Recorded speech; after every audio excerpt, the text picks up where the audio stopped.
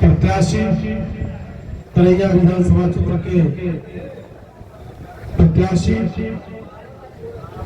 आदरणीय शैलेंद्र प्रताप सिंह जी, इस मंच पर उपस्थित बड़े भाई चंद्रेश्वर राय जी, विजय यादव जी, राजकिशोर मुखिया जी, राजकुमार राय जी, बबलू हसन जी और रामोदया जी, बैरिस्टर राय जी, पत्रकार बंधु वीर सिंह जी और संतोष जी, रंजन बाबा, धर्मेंद्र जी और इस प्रखंड के राजद के अध्यक्ष हमजद खान जी और सभा राय जी, जितेंद्र जी, राजेश राय जी, अक्षय लाल राय जी और रामबाबू राय जी, विश्वजीत जी तथा पारस राय जी और इस क्षेत्र के कोने कोने से आए हुए नौजवान दोस्त, सभी नौजवान दोस्तों, माताओं, बहनों, आप सबका मैं हार्दिक अभिनंदन और स्वागत करता हूं। जैसा कि आप सभी जानते हैं, शैलेंद्र जी इसी प्रखंड के और पड़ोस के गांव नगर के हैं और इस प्रखंड के चाहे क्षेत्र के प्रत्येक व्यक्ति को जानते हैं, इनके स्वभाव को, इनके विचारों को। और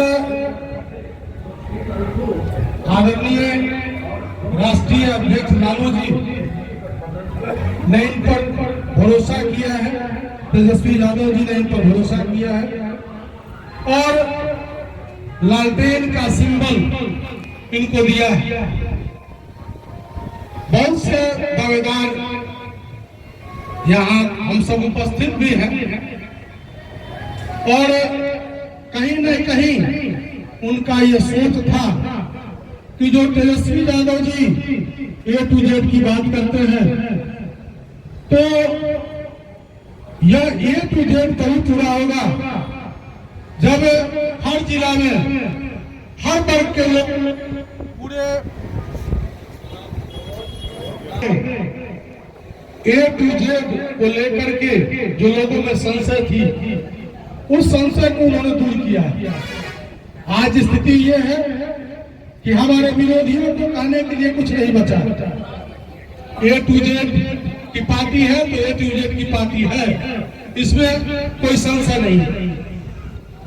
और जहां तक तेजस्वी यादव जी की बात है, तेजस्वी यादव जी के साथ मैं विधायक रहा हूं, उनके बारे में मैं अच्छी तरह से जानता हूं। जब 2020 में हम लोग रैली किए हुए थे गर्दनीबाग में, जिसका मकसद था कि इस राज्य के बेरोजगारों को हम कैसे आगे लाएं, कैसे युवाओं को रोजगार मिले और क्या हमारा रोड मैप होना चाहिए, उसको लेकर के एक उन्होंने बैठक किया। उस बैठक में मैं भी उपस्थित था और उन्होंने संकल्प लिया कि बिना राज्य के युवाओं को रोजगार दिलाए यह संभव नहीं है इस राज्य का विकास करना। जब तक नौजवान इस देश का आगे नहीं आएगा, क्योंकि राज्य का भविष्य ही नौजवान है, हर माँ बाप का सपना ही नौजवान है, हर घर का, हर परिवार का सपना ही नौजवान है। रोजी रोटी कहाँ से आती है? नौजवान यदि बेरोजगार होगा, उसके घर में रोटी आएगा कहाँ से? बूढ़े बाप आगे करेंगे क्या खाएंगे? उनकी बहनों की शादी कैसे होगी? उस परिवार में संपन्नता कैसे आएगी? जब इतना बड़ा सोच लेकर के कोई आपका नेता मैदान में उतरता है, रोड मैप तैयार करता है, तो असाधारण व्यक्ति नहीं है, वह असाधारण है। यह आपको सोचना होगा। एक अकेला पूरे बिहार पर भारी। आज जो इंडिया गठबंधन है, उनका वो नेतृत्व कर रहे हैं और आज विपक्षी जो है एनडीए, उनके नरेंद्र मोदी, जेपी नड्डा या जो भी उनके नेता है, आज तेजस्वी यादव के सामने जीरो है। तेजस्वी यादव आज हीरो है और बाकी नेता जीरो है, यह तय कर लीजिए। या आपको लगता है कि तेजस्वी यादव को कोई छका देगा? यह संभव कतई नहीं है। नरेंद्र मोदी हेलीकॉप्टर लेकर के बिहार में घूम रहे हैं, आप देख लीजिए इस पर कितना सभा उनका होगा। लेकिन तेजस्वी यादव का जब सभा होगा, आमने सामने किसकी लड़ाई होगी? एक तरफ नरेंद्र मोदी होंगे तो दूसरी तरफ तेजस्वी यादव। एक भावी मुख्यमंत्री और वर्तमान प्रधानमंत्री इस देश का बिहार में चुनाव लड़ा, जीत किसकी होगी यह आपको तय करना है। जीत निश्चित तौर पर इस राज्य की युवाओं की होगी, महागठबंधन की होगी और एनडीए यहाँ पे हारेगा। इस बार इस राज्य की जनता उनको बकसने नहीं जा रही। 20 वर्षों में उन्होंने क्या किया? वे कहते हैं कि लालू यादव ने 15 वर्षों में क्या किया, लेकिन सवाल यह है कि लालू यादव ने 15 वर्षों में जो किया है, इस देश के एक एक लोगों ने जाना है। उन्होंने बेजुबानों को जवान दिया है, शोषित पीड़ितों को आवाज दिया है, उनको ताकत बन करके 15 वर्षों में उन्होंने इस राज्य को एक नई दिशा दी है। लेकिन इन्होंने क्या किया? 11 वर्षों में नरेंद्र मोदी ने और 20 वर्षों में नीतीश कुमार ने इस देश को छला। धर्म के नाम पर युवाओं को लड़ाया है। इस देश के युवाओं को धर्म के नाम पर लड़ाया है।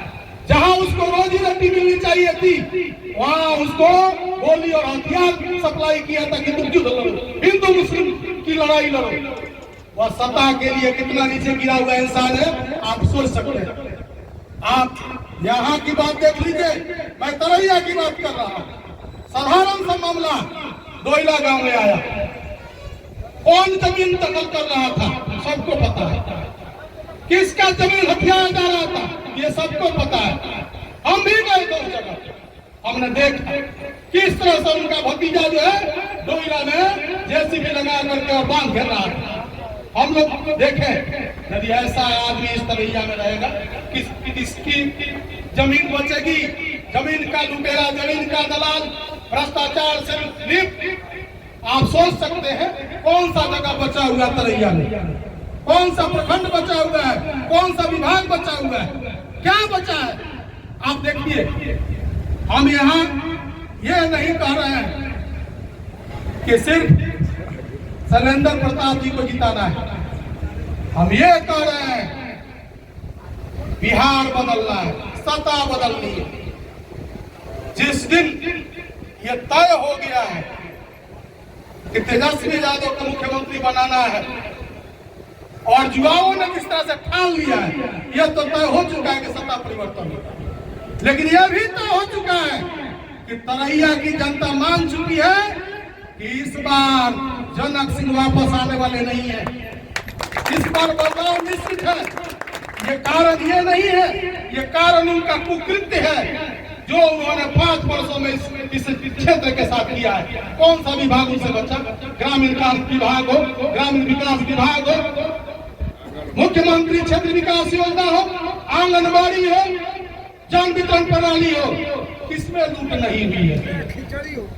मध्याह्न भोजन हो, कौन सा विभाग बचा हुआ है जिसमें लूट खसोट नहीं हुआ? तो इस भ्रष्टाचार से मुक्ति के लिए तरैया में शैलेंद्र प्रताप जी की जीत सुनिश्चित आपको करनी है और इनके जीतने के बाद निश्चित है कि बिहार में सत्ता परिवर्तन होगा और तेजस्वी यादव जी राज्य के मुख्यमंत्री बनेंगे। हम ज्यादा आपका समय नहीं लेना चाहते हैं, काफी कुछ मामला आप बाकी जो वक्ता लोग अपना कह गए हैं, हम इतना ही कहेंगे। 6 नवंबर याद रखिए, 4 नंबर बैलेट जो ईवीएम मशीन है उस पर इनका जो चुनाव चिन्ह है लालटेन, इनके नाम के सामने वहां बटन दबा करके भारी से भारी मतदान हासिल कीजिए और भारी मतों से इनको जिताने का काम कीजिए और जनक जी को यहाँ से विदा करने का काम कीजिए। यही कहकर के मैं अपनी वाणी को विराम देता हूँ। धन्यवाद।